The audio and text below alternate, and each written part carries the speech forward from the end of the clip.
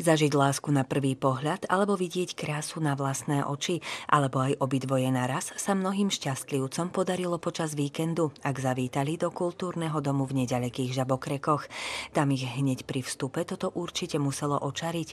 Nádherná výstava stoviek farebných gladiol. V tomto roku je toto netradične na Slovensku už tretia výstava.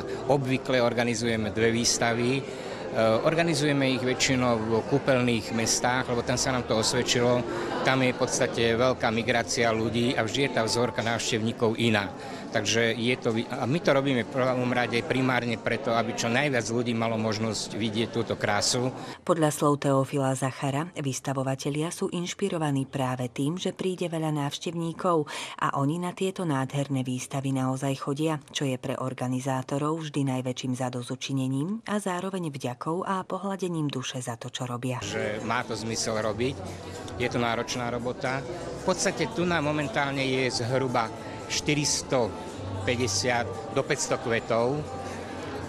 A tak ako som spomínal v úvodnom slove, možno 50% je novošľachtení. To znamená, že toto sú prvýkrát videné kvety pre verejnosť. Doteraz tie kvety, tie novošľachtenia videl len ten šľachtiteľ, ktorý ich mal na záhone.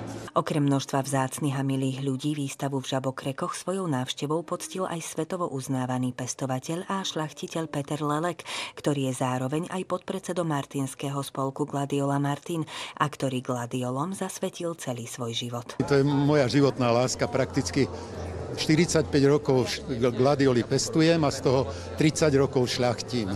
A čo sa toho šľachtenia týka, tak to je tá obrovská moja záľuba, že vyrábam vlastne nové, krásne jedince a to šľachtenie už u mňa došlo tak ďaleko, že dnes je rozšírených vo svete asi z mojich 150 odrôd, ktoré v rôznych krajinách sú pestované prakticky od severských štátov, Lotyšsko, Estónsko a tak ďalej, v Spojených štátoch, v Anglicku, no v Holandsku samozrejme. Spolupracujem s holandskými firmami, niektorými požiadali ma teda o spoluprácu práve v tomto šľachtení. A Peter Lelek neprišiel na výstavu len preto, aby sa popíšil svojimi nádhernými gladiolmi, alebo trpezlivo odpovedal a dával cenné rady pestovateľom či návštevníkom, ale práve v Žabokrekoch prebehol slávnostný krst nového prírastku z veľkej rodiny gladiolov.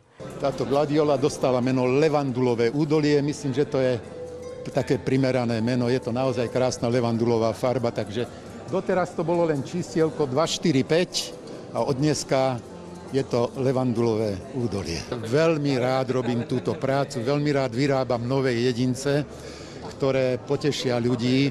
Vždy je tá zásada, aby ten nový jedinec bol krajší, ako boli jeho rodičia. Čiže tu vlastne ide o to, aby som dôkladne poznal ten sortiment a vedel som povedať, že ten nový kríženec dosiahol lepšie parametre, ako boli jeho rodičia. Taká pragmatická situácia, ktorá je až nezaujímavá, ma k tomu doviedla ku gladiolám, lebo som raz mamku poprosil, že aby mi nechala kúsok záhrady. Kúpil som si dve odrody, červené a oranžové, a ona mi povedala, že to sa mi aj tak časom všetko zmení na jednu farbu, lebo že ona mala biele a červené a po niekoľkých rokoch boli všetky biele.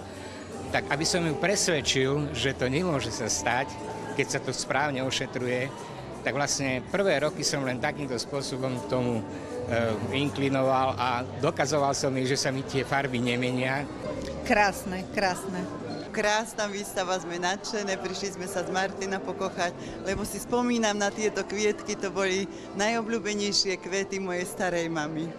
A vždy ma hnevalo ako malé dievčatko, že som musela tie paličky dávať a zaväzovať, aby nepadali. Nádherné. Ďakujeme za túto výstavu.